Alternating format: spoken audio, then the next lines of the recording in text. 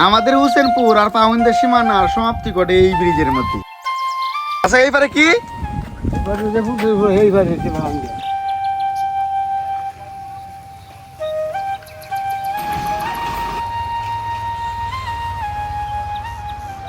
কাকা ভালো আছেন? জি ইনশাআল্লাহ ভালো। আমার ভিডিও ভালো লাগে? ইনশাআল্লাহ আমরা দেখুন আপনারা জি এই বাজারে কি আট জমে নাকি? আর এটা প্রত্যেকদিন বিকাল বেলা বাজার জন্য প্রত্যেক দিনে জমে আর কি? ও আচ্ছা আচ্ছা। আর ব্রিজ কি হয়ে গেছে? হ্যাঁ ব্রিজ হয়ে গেছে, কিন্তু ব্রিজের দুই পাশে রাস্তা ঠিক না। এই ইন্দে পাশে দেখা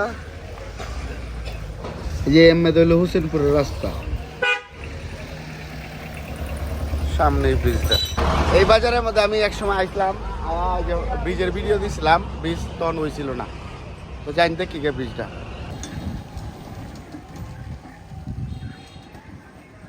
টমটমাইলাই যে ধাক্কার তুলনা লাগে এই ব্রিজ দিয়ে। আগে এই ব্রিজের এই পাশ দিয়ে একটা মাটির রাস্তা আসেন, মানুষ ধাক্কা ধুক্কা কলে বলে গাড়িটা তুলতো, খুব কষ্ট করতো।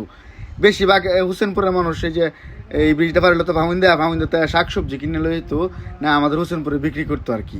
দুই উপজেলার যোগাযোগের একমাত্র রাস্তা এইটাই। নদীর মধ্যে জাম্বুরি টাম্বুরি পড়ে গেছে, পিছনে কাজ করতেছে। ভালো আছেন ভাই? চাচা কিছু কই ভাই? আমার কিছু কথা আছে। আচ্ছা কই। এখান থেকে যে রাস্তাটা মানে দাগ খায়, মানুষের দাগ খায় ঘুরে ঘুরে অনেক দুর্ঘটনা, অনেক অ্যাক্সিডেন্ট হয়েছে। গাড়ি সামাল চালা না, অনেক টমটমওয়ালারা গরিব মানুষ টমটম চালা, এরা আপনার দাগ খায় পরে গাড়ি পিছিয়ে গিয়ে একবার নামাতে বসে ব্রিজ তলে বলে পড়ে গেছে গা। দুই পাশে কোনো কাজে করছে না, হেঁটে করছে। চাচা যে কথাটি কইছে আসলে কথাটি সত্যি। এনদে এই যে টাকটা আমি যখন কারো দিছি, এই টাকটা উঠতে তার খুব কষ্ট হয়েছে, লুট মাল লই যেতেছে, এই লাগে তার খুব কষ্ট হয়েছে।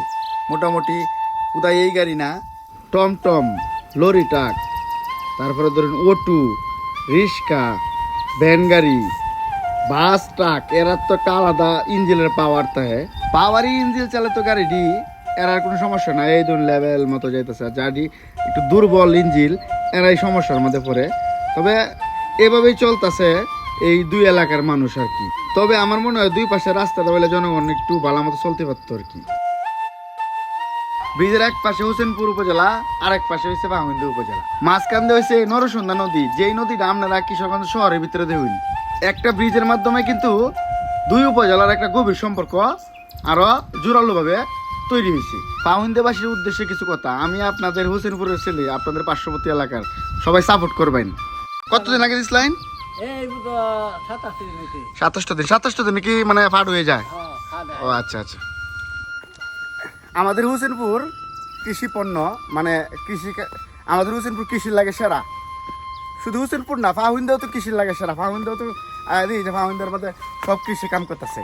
আর এই যে ফাট 27 দিন তৈলে পরে ফাট, এই ফাটটি মানে জন্তি নাইলে আর কি কয়েকদিন তৈলে পরে ফাট হয় আর কি।